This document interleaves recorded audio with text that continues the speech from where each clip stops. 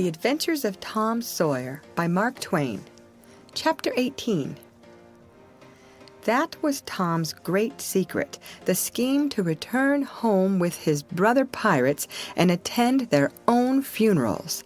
They had paddled over to the Missouri shore on a log at dusk on Saturday, landing 5 or 6 miles below the village. They had slept in the woods at the edge of the town till nearly daylight, and had then crept through back lanes and alleys and finished their sleep in the gallery of the church among a chaos of invalided benches.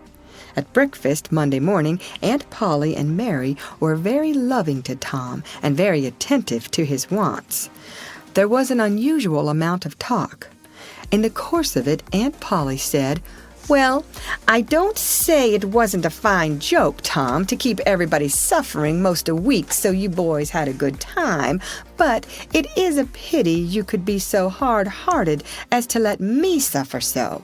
If you could come over on a log to go to your funeral, you could have come over and give me a hint some way that you weren't dead, but only run off." "Yes, you could have done that, Tom," said Mary, "and I believe you would if you had thought of it."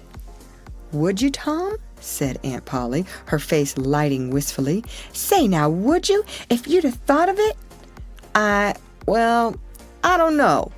'Twould have spoiled everything." "Tom, I hoped you loved me that much," said Aunt Polly with a grieved tone that discomforted the boy. "It would have been something if you'd cared enough to think of it, even if you didn't do it." "Now, Auntie, that ain't any harm," pleaded Mary. "It's only Tom's giddy way. He is always in such a rush that he never thinks of anything." "More's the pity. Sid would have thought, and Sid would have come and done it too. Tom, you'll look back some day when it's too late and wished you'd cared a little more for me when it would have cost you so little." "Now, Auntie, you know I do care for you," said Tom. "I'd know it better if you'd acted more like it." "I wish now I'd thought," said Tom with a repentant tone. "But I dreamt about you anyway. That's something, ain't it?" "It ain't much. A cat does that much, but it's better than nothing." "What did you dream?" "Why, Wednesday night I dreamt that you was sitting over there by the bed, and Sid was sitting by the woodbox, and Mary next to him." "Well, so we did. So we always do. I'm glad your dreams could take even that much trouble about us." "And I dreamt that Joe Harper's mother was here." "Why, she was here. Did you dream any more?" "Oh, lots, but it's so dim now." "Well, try to recollect, can't you?" "Somehow, it seems to me that the wind blowed the... Try harder, Tom. The wind did blow something. Come." Tom pressed his fingers on his forehead an anxious minute, and then said, I've got it now. It blowed the candle." "Mercy on us! Go on, Tom, go on." "And it seems to me that you said, why, I believe that door. Go on, Tom." "Just let me study a moment, just a moment. Oh, yes, you said you believed the door was open." "As I'm sitting here, I did. Didn't I, Mary? Go on." And then, well, I won't be certain, but it seems like as if you made Sid go and,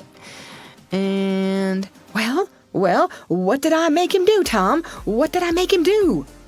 You made him shut it." "Well, for the land's sake, I never heard the beat of that in all my days. Don't tell me there ain't anything in dreams any more. Serene Harper shall know of this before I'm an hour older. I'd like to see her get around this with her rubbage about superstition. Go on, Tom." "Oh, it's all getting just as bright as day now. Next, you said I warn't bad, only mischievous and harum-scarum, and not any more responsible than I think it was a colt or something." And so it was. Well, goodness gracious. Go on, Tom. And then you began to cry. So I did. Not the first time neither. And then Mrs. Harper, she began to cry and said Joe was just the same, and she wished she hadn't whipped him for taking cream when she throwed it out her own self. Tom, the Spirit was upon you. You was a-prophesizing. That's what you was doing. Land alive. Go on, Tom. Then Sid, he said, I don't think I said anything, said Sid. Yes, you did, Sid, said Mary. Shut your heads and let Tom go on. What did he say, Tom? He said, I think he said he hoped I was better off where I was gone to. But if I'd been better sometimes. There, did you hear that? It was his very words. And you shut him up sharp. I lay I did. There must have been an angel there. There was an angel there somewheres. And Mrs. Harper told about Joe scaring her with a firecracker, and you told about Peter and the painkiller. Just as true as I live. And then there was a whole lot of talk about dragging the river for us and about having the funeral Sunday. And then you and old Miss Harper hugged and cried, and she went. It happened just so. It happened just so. As sure as I'm a-sitting in these very tracks. Tom, you couldn't have told it more like if you'd a-seen it. And then what? Go on, Tom. Then I thought you prayed for me, and I could see you and hear every word you said. And you went to bed, and I was so sorry that I took and wrote on a piece of sycamore bark, "We ain't dead. We are only off being pirates," and put it on the table by the candle. And then you looked so good laying there asleep that I thought I went and leaned over and kissed you on the lips. Did you, Tom? Did you? I just forgive you everything for that. And she seized the boy in a crushing embrace that made him feel like the guiltiest of villains. It was very kind, even though it was only a dream, Sid soliloquized just audibly. Shut up, Sid. A body does just the same in a dream as he'd do if he was awake. Here's a big Milam apple I've been saving for you, Tom, if you was ever found again. Now go along to school. I'm thankful to the good God and Father of us all I've got you back, that's long-suffering and merciful to them that believe on him and keep his word, though goodness knows I'm unworthy of it. But if only the worthy ones got his blessings and had his hand to help them over the rough places, there's few enough would smile here or ever enter into his rest when the long night comes. Go long, Sid, Mary, Tom, take yourselves off. You've hindered me long enough.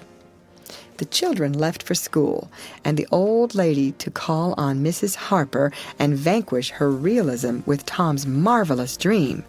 Sid had better judgment than to utter the thought that was in his mind as he left the house. It was this: pretty thin, as long a dream as that without any mistakes in it. What a hero Tom was become now. He did not go skipping and prancing, but moved with a dignified swagger as became a pirate who felt that the public eye was on him. And indeed it was. He tried not to seem to see the looks or hear the remarks as he passed along, but they were food and drink to him.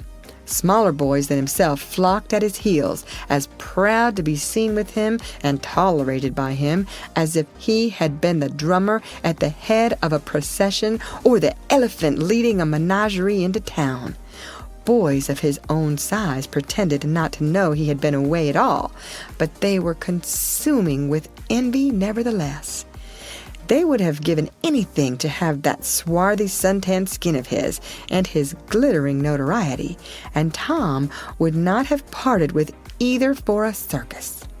At school, the children made so much of him and of Joe and delivered such eloquent admiration from their eyes that the two heroes were not long in becoming insufferably stuck up. They began to tell their adventures to hungry listeners, but they only began. It was not a thing likely to have an end, with imaginations like theirs to furnish material. And finally, when they got out their pipes and went serenely puffing around, the very summit of glory was reached. Tom decided that he could be independent of Becky Thatcher now. Glory was sufficient. He would live for glory. Now that he was distinguished, maybe she would be wanting to make up. Well, let her. She should see that he could be as indifferent as some other people. Presently she arrived. Tom pretended not to see her. He moved away and joined a group of boys and girls and began to talk. Soon he observed that she was tripping gaily back and forth with flushed face and dancing eyes, pretending to be busy chasing schoolmates and screaming with laughter when she made a capture.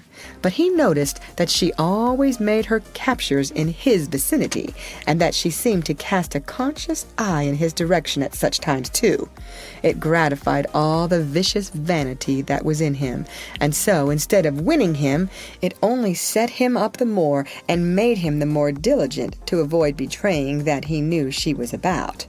Presently she gave over skylarking and moved irresolutely about, sighing once or twice and glancing furtively and wistfully toward Tom. Then she observed that now Tom was talking more particularly to Amy Lawrence than to anyone else. She felt a sharp pang and grew disturbed and uneasy at once. She tried to go away, but her feet were treacherous and carried her to the group instead. She said to a girl almost at Tom's elbow with sham vivacity, "Why, Mary Austin, you bad girl, why didn't you come to Sunday school?" "I did come. Didn't you see me?" "Why, no. Did you? Where did you sit?" "I was in Miss Peters' class, where I always go. I saw you." "Did you?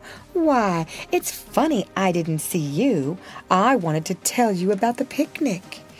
"Oh, that's jolly. Who's going to give it?" "My ma's going to let me have one." "Oh, goody. I hope she'll let me come." "Well, she will. The picnic's for me. She'll let anybody come that I want, and I want you." "That's ever so nice. When is it going to be?"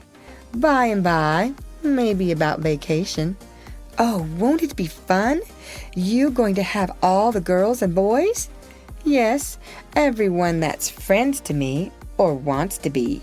And she glanced ever so furtively at Tom, but he talked right along to Amy Lawrence about the terrible storm on the island, and how the lightning tore the great sycamore tree all to flinders, while he was standing within 3 feet of it. "Oh, may I come?" said Grace Miller. "Yes." "And me?" said Sally Rogers. "Yes." "And me too?" said Susie Harper. "And Joe?" "Yes." And so on, with clapping of joyful hands, till all the group had begged for invitations but Tom and Amy. Then Tom turned coolly away, still talking, and took Amy with him. Becky's lips trembled, and the tears came to her eyes. She hid these signs with a forced gaiety and went on chattering, but the life had gone out of the picnic now, and out of everything else. She got away as soon as she could and hid herself and had what her sex call a good cry. Then she sat moody with wounded pride till the bell rang. She roused up now with a vindictive cast in her eye and gave her plaited tails a shake and said she knew what she'd do. At recess, Tom continued his flirtation with Amy with jubilant self-satisfaction, and he kept drifting about to find Becky and lacerate her with the performance. At last he spied her, but there was a sudden falling of his mercury. She was sitting cozily on a little bench behind the schoolhouse, looking at a picture book with Alfred Temple. And so absorbed were they, and their heads so close together over the book, that they did not seem to be conscious of anything in the world besides. Jealousy ran red hot through Tom's veins. He began to hate himself for throwing away the chance Becky had offered for a reconciliation. He called himself a fool, and all the hard names he could think of. He wanted to cry with vexation. Amy chatted happily along as they walked, for her heart was singing, but Tom's tongue had lost its function.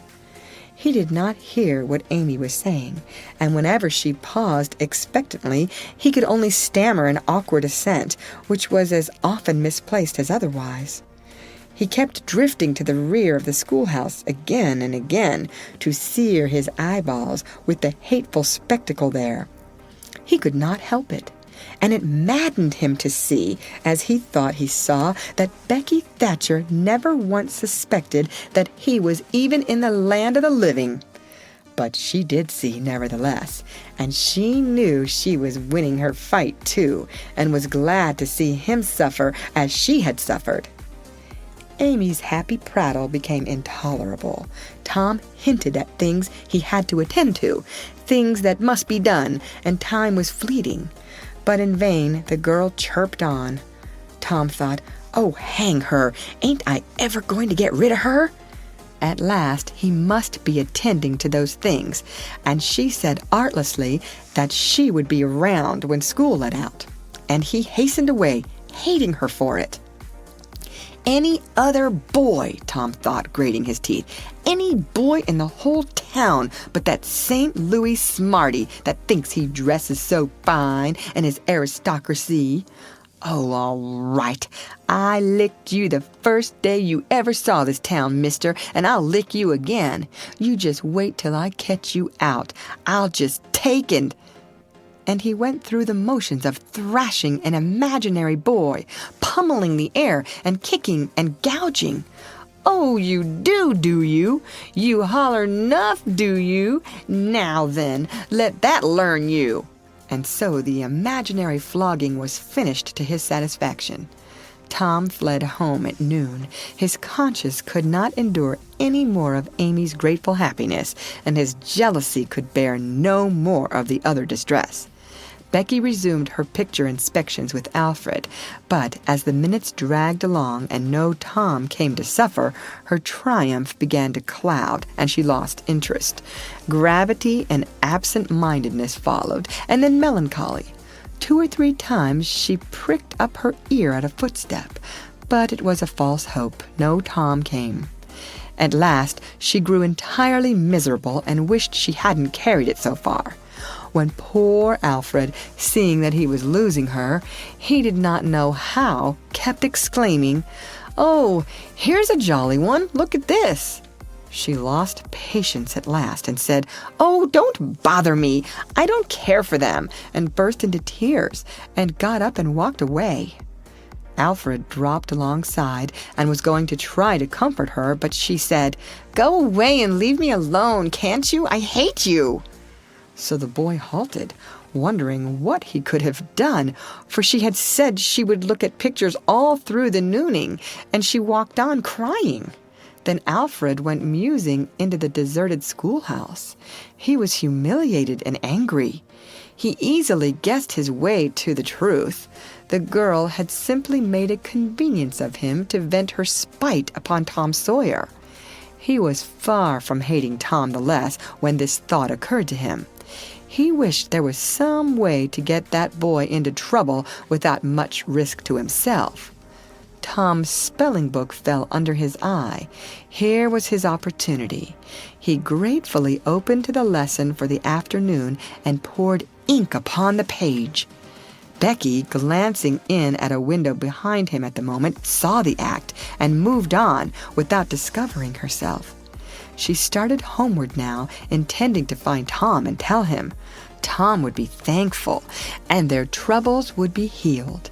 Before she was halfway home, however, she had changed her mind. The thought of Tom's treatment of her when she was talking about her picnic came scorching back and filled her with shame. She resolved to let him get whipped on the damaged spelling book's account and to hate him forever into the bargain. End of chapter.